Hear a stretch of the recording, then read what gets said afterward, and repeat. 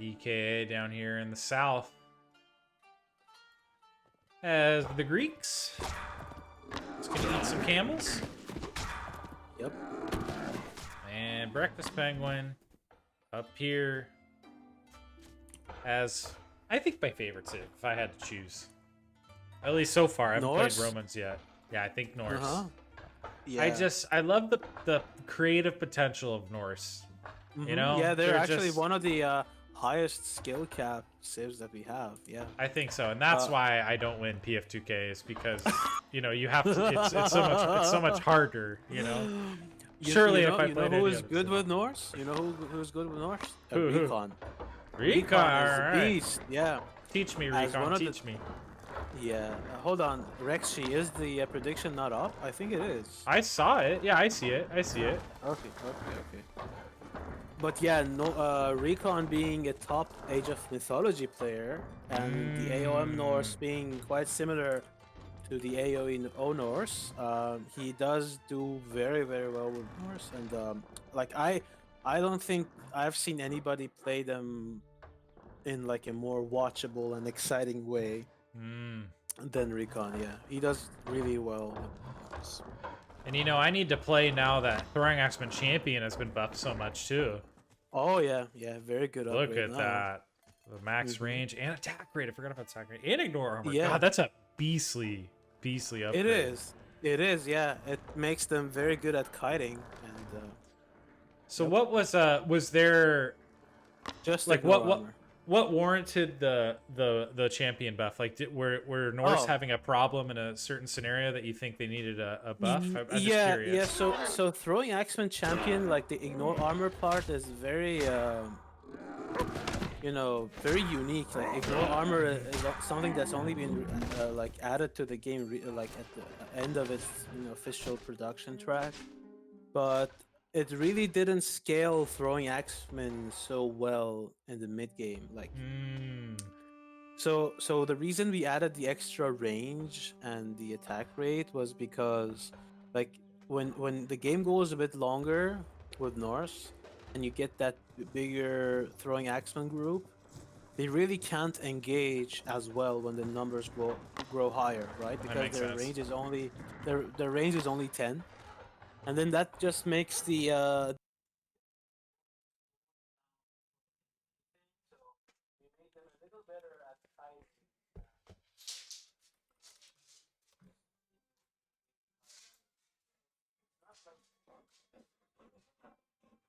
Sorry, one sec. I don't know if you can hear me, but my headset just died, so let me quick plug in a another one. Sorry, 1 second. One moment, guys. Sorry about this.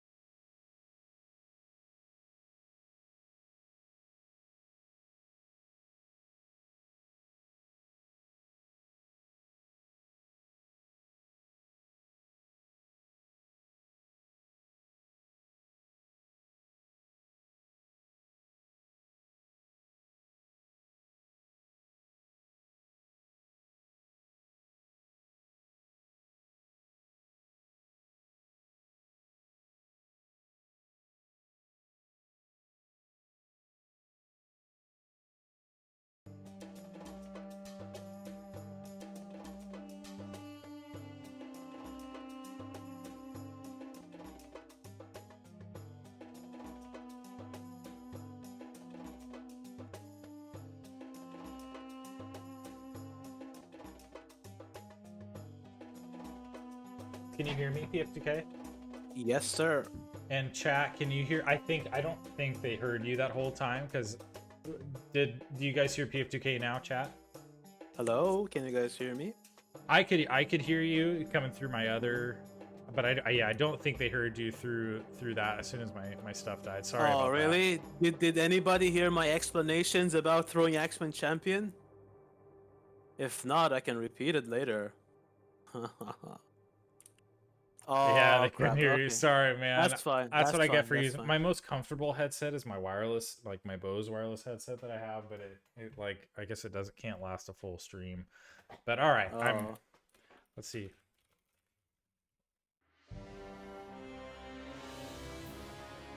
See if these guys are ready here.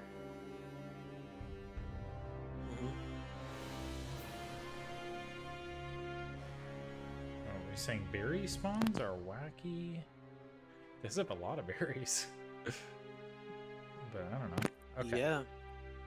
Unpausing. Sorry, guys. Thanks for your patience. We're back to it. All right, PF2K. Sorry for that your explanation fell on deaf. No. Deaf It's ears. fine.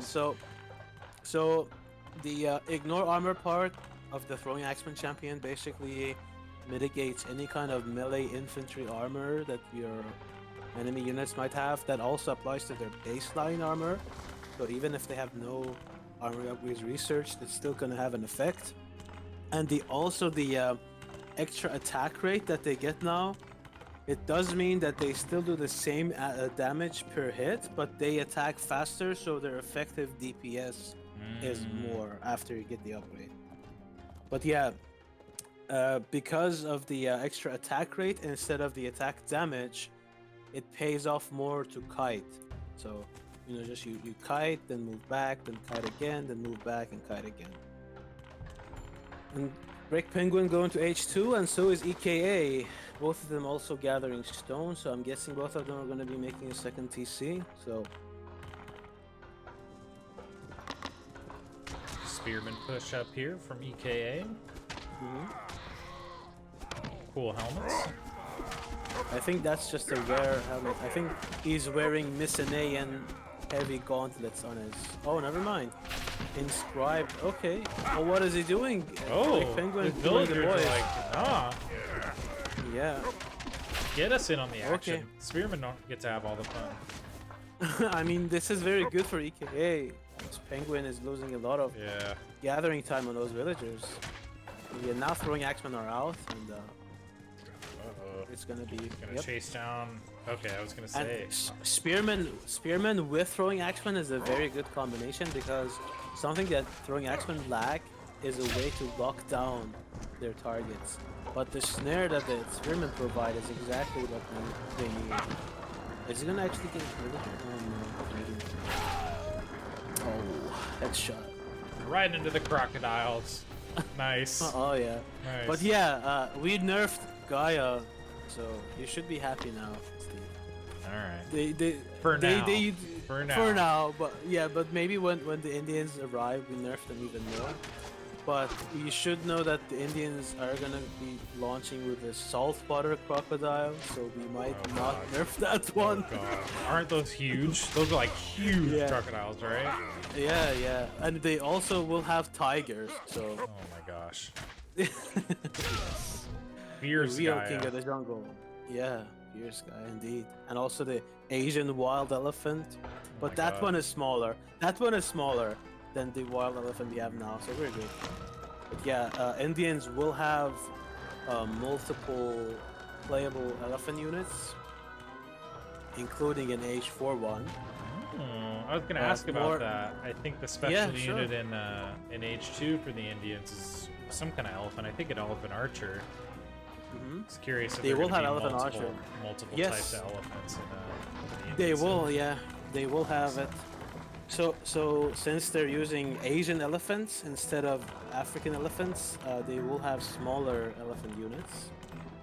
So, you know, they will cost less, have lower pop, and be smaller compared to Egyptians, except the H4 elephant unit, which we will be revealing later, but you can be sure that it's going to be one hell of a unit. All right. Yeah. ZK going, all right, forward gathering. See how long that lasts. Yeah, Penguin already on the move with a bunch of throwing Axemen. But EKA is making Toxotes, and in lower numbers, Spearmen can lock down throwing Axemen long enough for the Toxotes to destroy them. So let's see how this goes for EKA. EKA is actually pretty solid. He's a good player on the ladder, and I think he does have a good shot at doing well in this match.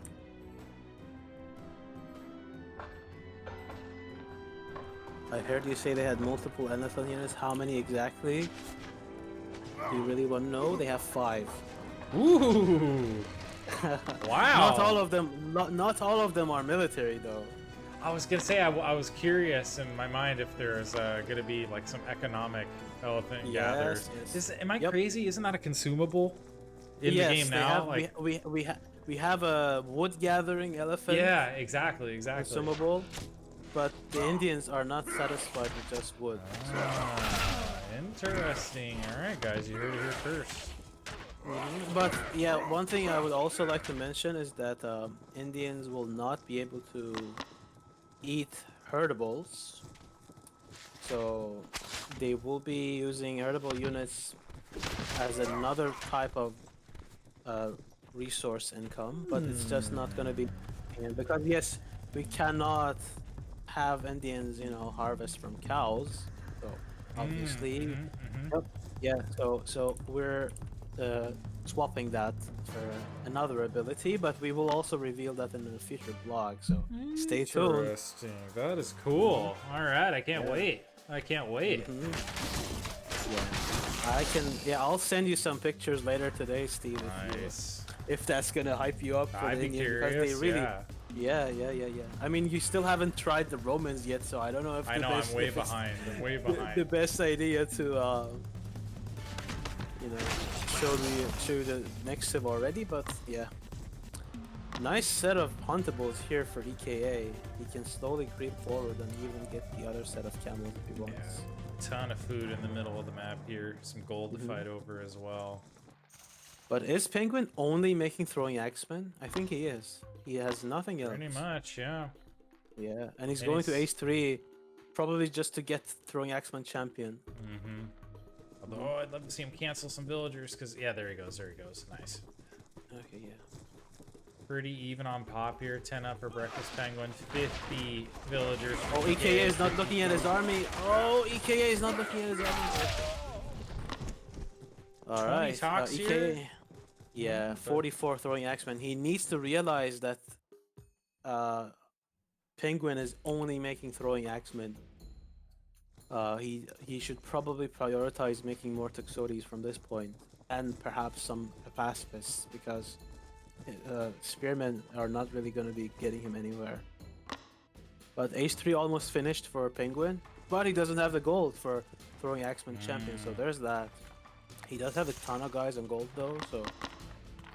Oh my god, look at that. All those wizard helmet villagers. Yeah, a lot of berry gathering here. He's got, I guess he's kind of forced back into his base for now, but in a straight up fight, I'd be a little worried for EKA. His tox count isn't huge yet.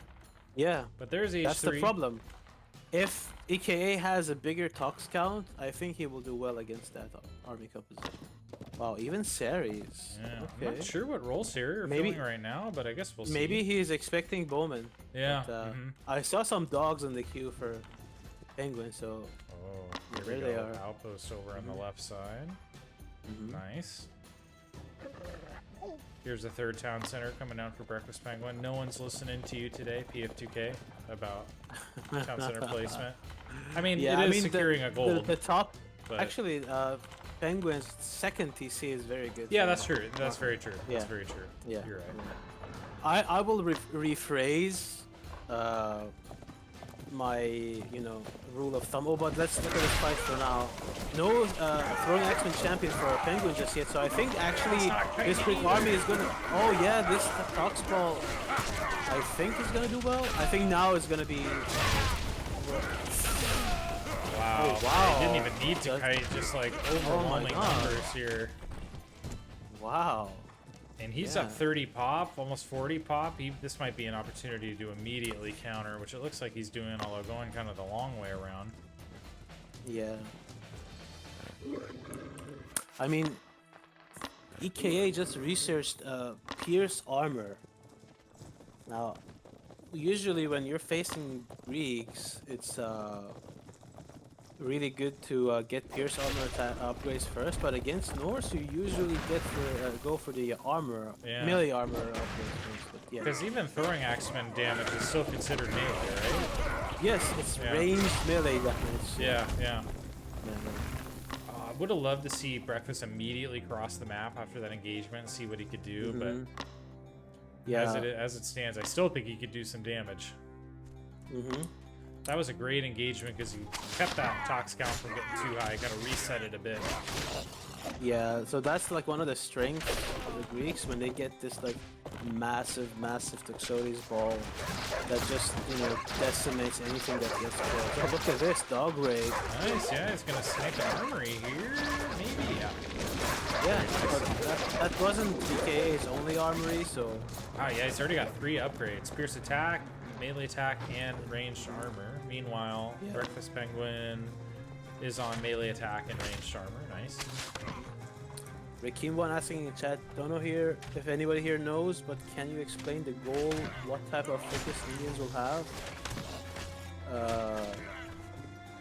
So the Indians are a very technology-focused civilization. As we explained on the blog, one thing that, you know, sets them apart from other civilizations is having access to something we call a choose one text.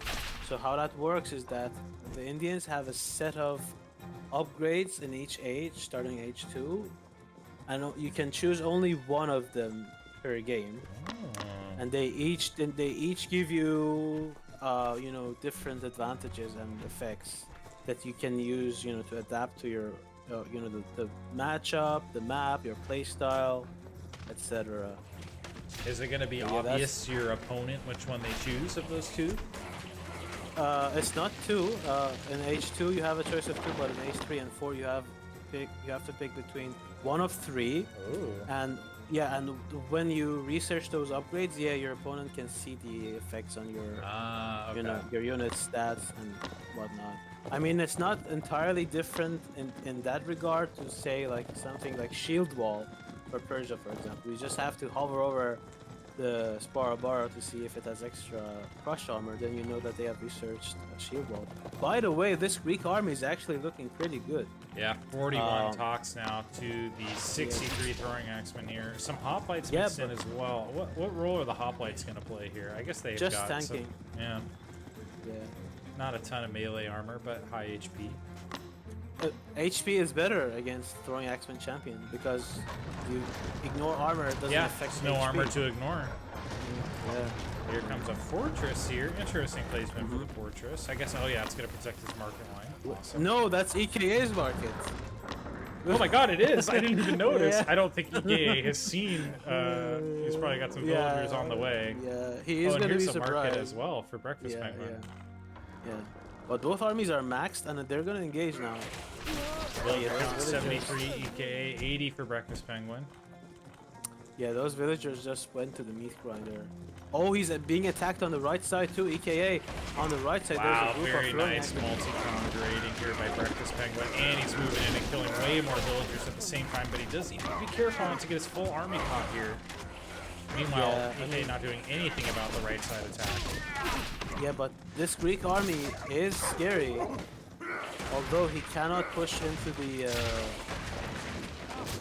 fortress anymore. Second fortress even going Wow. down. Awesome, yeah. Retreats, you know, taking some pot shots, but at the same time, he's killed a bunch of stuff over here. Villagers, buildings, production facilities. Good raiding by Breakfast Penguin. And look at this, he's even sneaking to H4 behind all this. Wow. What's So the do you think play he's gonna for- go for berserkers or Ophodins? Well, all I know is we gotta see a chief. Gotta see the chief. Oh But yeah. I don't know, for this composition, I guess Ulfidens I makes think he sense, just needs- right? I don't know. Ophodins beat everything in this army if he Yeah. gets a good surface area. So I was thinking. Especially champion Ophodins. And he With doesn't that have a big 6 multiplier against range. doesn't have a huge gold bank for, you know, Yeah. Berserker production, plus how expensive H4 upgrades are. And I'd like to see him put some more gatherers on. I know he's slowly getting his market line together, but I don't see a ton of caravans out yet. And maybe he doesn't quite up the economy for Berserkers yet. Wow, big pickup there. Oh boy. Yeah. And EKA, I think his army just got too picked apart. Like, that army together was pretty beastly, Oh, but no, like, it yeah, got picked yeah. apart here by that raid, I think. Yeah. The Greek Now army it's is looking much pretty good. better altogether.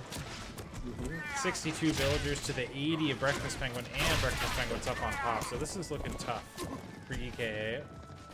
Yeah, now he's in the golden age, still queuing, throwing Axemen there. Throwing Axemen, getting the job done. Nothing but Axemen. No raiders needed. H3 Pierce attack on the way for EKA, but not sure if it's enough. It's still nothing but throwing Axemen in the queue. I love it, even in H4. Yeah, I mean, I guess when you're that ahead, you can afford to do that. And also, EKA could have made some other units to defend against the TA. Like, you know, more talks, hit Paspis instead of Spearmen, no Series, for example. It is something Penguin is good at, though, using multiple groups of units all over the map, yeah. He's doing a great job. Look at the map control. I'm going to go to Breakfast Penguin's vision really quick, and he knows a lot. He's spread out all over the map, gathering resources everywhere. Oh my god, look at that. Crazy. Most efficient storehouse of all time. Yeah, if, you know, if EKA does ever break out of his base, he's going to see a lot of the map depleted. Yeah.